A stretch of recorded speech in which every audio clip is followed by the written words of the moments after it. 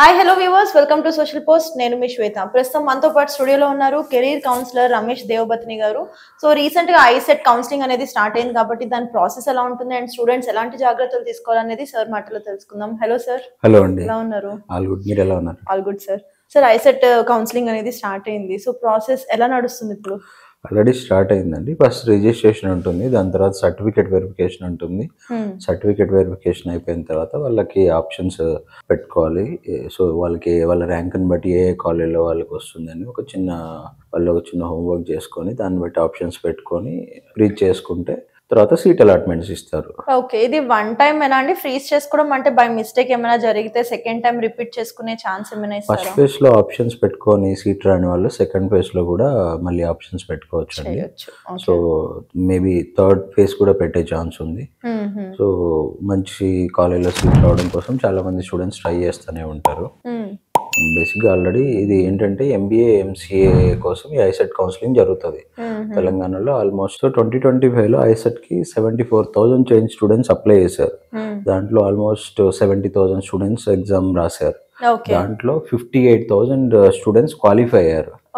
మనకి సీట్స్ ఉంది ఆల్మోస్ట్ ఒక 35,000 to 40,000 చైన్ సీట్స్ ఉంటాయి. MBA MCA including JNTU, Osmania university affiliated college, private universities కావచ్చు, ఇవన్నీ కూడా. సో దీంట్లో కౌన్సిలింగ్ కి 35,000 సీట్స్ ఉంటాయండి. ఈ 35,000 సీట్స్ కి ఆల్మోస్ట్ 1:2 రేషియో ఉంది అనమాట. సో స్టూడెంట్స్ ప్రాపర్ గా డాక్యుమెంట్స్ అవన్నీ కూడా అరేంజ్ చేసుకుని కౌన్సిలింగ్ కి అటెండ్ అయితే చాలా మందికి సీట్స్ వచ్చే అవకాశం అయితే ఉంది. ఓకే, సో ఎంబీఏ ఎంసీఏ అన్నారు కదా, ఈ రెండిట్లకి అసలు డిఫరెన్స్ ఏంటి sir? MBA purely management side వెళ్తారండి. ఎంబీఏ ఎవరైనా చేయొచ్చు. బట్ ఎంసీఏకి వాళ్ళకి ఇంటర్మీడియట్ లో కానీ ఆర్ గ్రాడ్యుయేషన్ లో కానీ మ్యాథ్స్ ఉండాలి ఖచ్చితంగా. సో వాళ్ళు మాత్రమే ఎంసీఏ చేయగలరు. MCA purely technical side, technology side ఉంటుంది. ఓకే, సో ఇప్పుడు ఎంబీఏ చేయడానికి బీటెక్ బ్యాక్గ్రౌండ్ ఉన్న వాళ్ళు కూడా ఇందులోకి షిఫ్ట్ అవుతున్నారు కదా, దానివల్ల ఏమైనా ప్రాబ్లమ్స్ ఉన్నాయంటారా?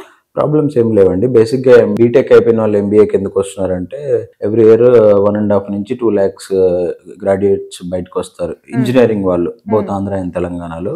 సో వీళ్ళందరికీ ప్లేస్మెంట్స్ లేవు. లాస్ట్ 3-4 years నుంచి ప్రాపర్ ప్లేస్మెంట్స్ లేవు. అండ్ ఎంటెక్ కి మన దగ్గర అంత డిమాండ్ లేదు బేసిక్ గా. సో వాళ్ళు అబ్రాడ్ వెళ్తారు ఎంఎస్ చేద్దామని. ఎంటెక్ కూడా చేస్తే అంటే ఎక్కడ చదవాలి అంటే వాళ్ళు మామూలుగా ఐఐటి, ఎన్ఐటి ఇలాంటి ప్రాపర్లీ అంటే సెంట్రల్ యూనివర్సిటీస్ లో చదివితే వాళ్ళకి ప్లేస్మెంట్స్ వచ్చే ఛాన్స్ ఉంది. మన దగ్గర ఎంటెక్ కి any engineering college or any university కూడా అంత ప్రిఫరెన్స్ ఇవ్వట్లేదు. వాళ్ళకి రెగ్యులర్ గా క్లాసెస్ కండక్ట్ చేయకపోవడం కానీ, లేకపోతే వాళ్ళకి కావాల్సిన ఫెసిలిటీస్ కల్పించకపోవడం కానీ, ఇది చేయడం వల్ల మన వాళ్ళు పెద్దగా ఇంట్రెస్ట్ చూపించలేదు. ఎంబీఏ మేనేజ్మెంట్ సైడ్ వస్తున్నారు. సో ఎంబీఏ వల్ల వాళ్ళకి ఏంటంటే ప్లేస్మెంట్స్ వచ్చే ఛాన్స్ ఉంది.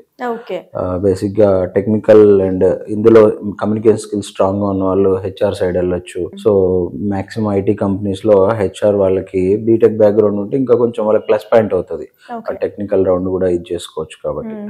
సో ఎంసీఏ కి కూడా ఇట్లా వేరే స్ట్రీమ్ నుంచి షిఫ్ట్ అయ్యే ఛాన్సెస్ ఉన్నాయంటారా? ఎంసీఏ చెప్పాను కానీ మ్యాథ్స్ ఉంటే ఎంసీఏ కూడా చేసుకోవచ్చు. బట్ ఇంజనీరింగ్ వాళ్ళు మాక్సిమం ఎంసీఏకి రారు, ఎందుకంటే they want to change the stream. మళ్ళీ టెక్నికల్ సైడ్ రారు కదా. సో ఎంబీఏకి వెళ్తారు వాళ్ళు. So in Telangana especially MBA కి టాప్ 5 కాలేజెస్ అంటే ఏం ప్రిఫర్ చేస్తారు? టాప్ 5 అంటే మీకు ఇక్కడ దానికి టాప్ 5 కి చెప్పే ముందు వాటికి ఉండవలసిన అక్రిడేషన్స్ అవన్నీ చెప్తానండి. తెలంగాణలో ఎంబీఏ కాలేజ్ కానీ ఎంసీఏ కాలేజ్ కానీ చూస్ చేసుకునే ముందు ఆ కాలేజ్ అక్రిడేషన్స్, అప్రూవల్స్ ఏమేమి ఉన్నాయి and affiliated to which university అనేది కూడా చెక్ చేసుకోవాలి. చాలా ఇంజనీరింగ్ కాలేజ్లో ఎంబీఏ ఎంసీఏ ఉంటుంది, వాళ్ళ ఫోకస్ అంతా కూడా ఇంజనీరింగ్ మీద ఉంటుంది. సో కొన్ని స్టాండ్ అలోన్ కాలేజెస్ ఉంటాయి, వాటిల్లో కూడా కొన్ని కాలేజ్లో ఫెసిలిటీస్ ఉండవు, కొన్ని కాలేజ్కి ఈవెన్ ప్రాపర్ వెబ్సైట్ కూడా ఉండవు. సో ఇవన్నీ స్టూడెంట్ చూసుకోవాలి. ఉస్మానియా యూనివర్సిటీ వెబ్సైట్కి వెళ్ళి affiliated college list, affiliated college ఏమేమి ఉన్నాయి, దాంట్లో యూజీసీ అటానమస్ ఏమున్నాయి, యూజీసీ అటానమస్ తర్వాత నాక్ ఏ గ్రేడ్ ఏమున్నాయి చూసుకొని ఆ కాలేజ్లో సెలెక్ట్ చేసుకొని ఆ కాలేజ్లో జాయిన్ అయితే వాళ్ళకి ప్లేస్మెంట్స్ వచ్చే ఛాన్స్ ఉంది. అక్కడ మంచి ఫ్యాకల్టీ ఉంటారు, అక్కడ ఆల్రెడీ అన్ని ఎస్టాబ్లిష్డ్ ల్యాబ్స్ కావచ్చు, లైబ్రరీ కావచ్చు, సర్టిఫికేషన్ కోర్సెస్ ఇస్తారు. నార్మల్ కాలేజ్కి యూజీసీ అటానమస్ కాలేజ్కి తేడా ఏంటి అంటే వీళ్ళ సిలబస్ ఓన్ గా ప్రిపేర్ చేసుకుంటారు యూజీసీ అటానమస్ వాళ్ళు. నార్మల్ కాలేజ్ వాళ్ళు అఫిలియేటెడ్ యూనివర్సిటీస్ ఏ సిలబస్ ఇస్తే అదే సిలబస్ ఫాలో అవ్వాలి. అది ఓల్డ్ అవుట్డేటెడ్ సిలబస్ ఉంటుంది. ఇప్పుడున్న మార్కెట్ కి ఇండస్ట్రీకి ఏదైతే స్కిల్ సెట్ కావాలో ఏదైతే నీడ్ ఉందో అది నార్మల్ కాలేజ్ ఇవ్వలేవు. అటానమస్ కాలేజ్ కావచ్చు, నాక్ A grade and stand alone colleges ఇవైతే చేయగలవు అనమాట. సో అట్లా హైదరాబాద్ లో స్టాండ్ అలోన్ కాలేజెస్ అండ్ నాక్ గ్రేటెడ్ నాక్ ఉన్న కాలేజెస్ ఏంటంటే భవన్స్ ఒకటి ఉందండి, తర్వాత మనకి భద్రకా కాలేజ్ అని ఒకటి ఉంది, తర్వాత విశ్వవిశ్వాని బిజినెస్ స్కూల్ అని చెప్పి చాలా బాగుంటది కాలేజ్ అదొకటి ఉంది, పెన్నకంటి కాలేజ్ ఒకటి ఉంది వాసవి వాళ్ళది, తర్వాత సిబిఐటి ఒకటి ఉంది. ఇవి టాప్ 5 లో ఉంటాయి. వీటిలో కొంచెం ఫీజు కూడా ఎక్కువగానే ఉంటది. అంటే దీనికంటే ముందు కామన్ గా ఉస్మానియా యూనివర్సిటీ, జేఎన్టీ యూనివర్సిటీస్ ఉంటాయి. అదర్ దాన్ యూనివర్సిటీస్ నేను కాలేజ్ చెప్తున్నాను. సో చాలా మంది స్టూడెంట్స్ ఏం చేస్తారంటే ఐసెట్ లో మంచి ర్యాంక్ వచ్చినా సరే మా ఇంటి దగ్గర ఉందనో మా ఇంటి పక్కన ఉందనో చిన్న చిన్న కాలేజ్ జాయిన్ అవుతారు. కొంచెం దూరమైన ఇలాంటి ఏదైతే అటానమస్ కాలేజెస్ ఇప్పుడు నేను మీకు చెప్పిన టాప్ 5 కాలేజెస్ లిస్ట్ లో కనుక జాయిన్ అయితే వాళ్ళకి ప్లేస్మెంట్స్ వస్తాయి. అక్కడ సీనియర్ ఫ్యాకల్టీ ఉంటారు. వాళ్ళకి మన ఇండస్ట్రీకి సంబంధించిన నీడ్స్ ఏమేమి ఉన్నాయో ఆ కాలేజ్ లో ఫ్యాకల్టీ రెగ్యులర్ గా స్పెషల్ క్లాసెస్ కూడా చెప్తా ఉంటారు. సో ఇంటర్న్షిప్స్ కూడా ఇస్తారు. మేజర్ గా స్టూడెంట్ ఐసెట్ కౌన్సిలింగ్కి వెళ్ళే స్టూడెంట్ కావచ్చు, త్రూ మేనేజ్మెంట్ కోటాలో ఎంబీఏ జాయిన్ అయిదాం అనుకున్న స్టూడెంట్ ఆ కాలేజెస్ లో ఫెసిలిటీస్ ఏమున్నాయి, ఆ కాలేజ్ వెబ్సైట్కి వెళ్ళి చూడాలి, అక్రిడేషన్స్ ఏమున్నాయి, వీలైతే అసలు ఆ కాలేజ్ విజిట్ చేయాలి. ఇప్పుడు నేను చెప్పిన టాప్ 5, 6 కాలేజ్ 10 కాలేజ్ వరకు ఉంటాయి. ఈ అన్ని కాలేజ్కి ఒకసారి విజిట్ చేసి అక్కడ ఫ్యాకల్టీతో కానీ లేదంటే ఆల్రెడీ ఎగ్జిస్టింగ్ స్టూడెంట్స్తో కానీ మాట్లాడి మీ కాలేజ్ ఫెసిలిటీస్ ఎలా ఉన్నాయి, లాస్ట్ ఇయర్ ప్లేస్మెంట్స్ ఎలా వచ్చాయి, ఇవన్నీ ఎవరైతే వెబ్సైట్లో ప్రాపర్గా పెడుతున్నారో అలాంటి కాలేజ్ చూస్ చేసుకోవాలన్నమాట. లాస్ట్ ఇయర్ మినిమం ప్యాకేజ్ ఎంత వచ్చింది, మాక్సిమం ఎంత వచ్చింది, వాళ్ళ అక్రిడేషన్స్, ఇలాంటి కాలేజ్ సెలెక్ట్ చేసుకుంటే వాళ్ళకి ఫ్యూచర్లో అంటే ఈ 2 years 3 years ఏదైతే చదువుతారో వాళ్ళ నెక్స్ట్ 30-40 years లైఫ్ దాని మీద డిపెండ్ అయి ఉంటుంది అనమాట. సో ఏదో టైం పాస్ కి చదువుతున్నామని కాకుండా ప్రాపర్ కాలేజ్లో చదువుకోవాలి. సో ఇదే విధంగా ఎంసీఏకి వచ్చేసరికి దానికి కూడా సంబంధించిన ఎలాంటి డీటెయిల్స్ చూసుకుని అండ్ టాప్ 5 కాలేజెస్ ఏముంటాయి అంటారు?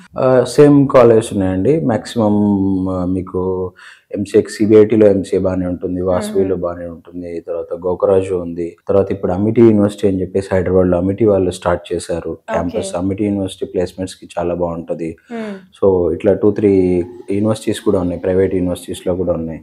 వాళ్ళకి చిన్న హోంవర్క్ చేసుకోవాలండి. స్టూడెంట్స్ హోంవర్క్ చేసుకుంటే దాన్ని బట్టి బెటర్ ఆప్షన్స్ ఉంటాయి. లేదు ఇంకా ఏమైనా డౌట్ ఉంది అని అంటే మనకి కౌన్సిలింగ్ మేము ప్రొవైడ్ చేస్తామండి. కౌన్సిలింగ్ గైడెన్స్ ఇస్తాము, మేనేజ్మెంట్ కోటా అడ్మిషన్స్ గైడెన్స్ ఇస్తాము.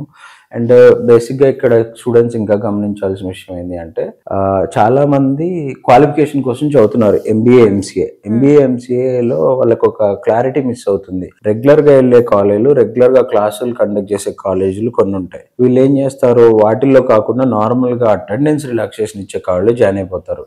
అందులో జాయిన్ అయిపోయి ఓన్లీ ఎగ్జామ్స్ కి అటెండ్ అవుతారు, ఇంటర్నల్ సెక్షనల్స్. బట్ ఆ 2 years లో వాళ్ళు ఒక 60-70 days టైం స్పెండ్ చేస్తారు, చాలా మనీ స్పెండ్ చేస్తారు, వాళ్ళ ఎనర్జీ స్పెండ్ చేస్తారు ఎగ్జామ్స్ రాయడానికి.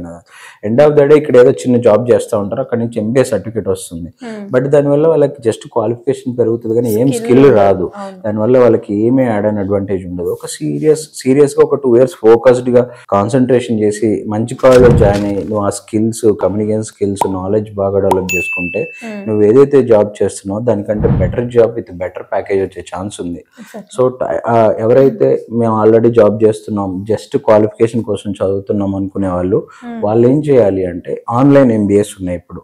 ఆన్లైన్ ఎంబీఏ కానీ లేదంటే డిస్టెన్స్ లో ఎంబీఏలు ఉన్నాయి. కాకతీయ, ఉస్మానియా, నాగార్జున, ఆంధ్ర యూనివర్సిటీ, అన్ని యూనివర్సిటీస్ లో కూడా డిస్టెన్స్ మోడ్ లో ఎంబీఏ ఉంది, నామినల్ ఫీజుకే ఇస్తారు. సో దాంట్లో జాయిన్ అయితే ఇక్కడ ఎవరైతే ఇప్పుడు ఆల్రెడీ చెప్పాను 1:2 రేషియో స్టూడెంట్స్ ఉన్నారని సీరియస్ గా చదువుదాం అనుకొని కొంచెం మంచి ర్యాంక్ రాక పాపం ఫీజు రియంబర్స్మెంట్ మీద ఆధారపడే స్టూడెంట్స్ ఉంటారు. జనరల్ గా అసలు మన రాష్ట్రంలో ఫీజు 70,000, 80,000, 1,20,000 ఉన్న కాళ్ళు కూడా ఉన్నాయి. ఫీజు రియంబర్స్మెంట్ వచ్చేది 27,000. సో ఆ 27,000 కోసం కూడా చాలా మంది జాయిన్ అయిపోయి అసలు ఫీజు రియంబర్స్మెంట్ నిజమైన అర్హులు ఎవరు ఉన్నారో వాళ్ళు ఇబ్బంది పడుతున్న పరిస్థితులు కూడా చూస్తున్నాం కొన్ని. సో స్టూడెంట్స్ సీరియస్ గా నేను కాలేజ్కి వెళ్ళి చదువుకోవాలి, నాకు ప్లేస్మెంట్ కావాలి అనుకున్న వాళ్ళు ఐసెట్ కౌన్సిలింగ్కి వెళ్ళాలి. నార్మల్ గా నాకు ఓన్లీ క్వాలిఫికేషన్ కోసం కావాలనుకున్న వాళ్ళు ఆన్లైన్ ఆర్ డిస్టెన్స్ మోడ్ లోకి వెళ్ళిపోవాలి. అది బెటర్.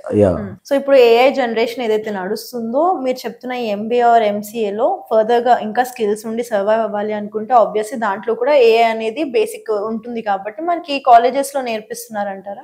సో ఎంబీఏలో స్పెషలైజేషన్స్ ఉంటాయండి. ఎంబీఏలో ఏంటంటే మార్కెటింగ్, హెచ్ఆర్, ఫినాన్స్, ఆపరేషన్స్ ఇవి రెగ్యులర్ స్పెషలైజేషన్స్. ఇప్పుడు రీసెంట్ టైమ్స్లో ఇప్పుడు వస్తున్న అప్డేట్స్కి అనుకూలంగా బిజినెస్ అనలిటిక్స్ అని, ఫార్మా ఎంబీఏ అని, అగ్రి ఎంబీఏ అని, హాస్పిటాలిటీ మేనేజ్మెంట్ ఇలాంటి స్పెషలైజేషన్స్ కూడా ఇంట్రడ్యూస్ చేస్తున్నారు.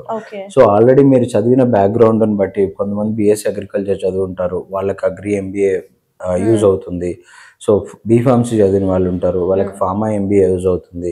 చాలామంది బీడీఎస్, ఎంబీబీఎస్ చదివిన వాళ్ళు హాస్పిటాలిటీ మేనేజ్మెంట్ చదువుతున్నారు. ఇప్పుడు ఎక్కడ చూసినా మీకు కార్పొరేట్ హాస్పిటల్స్.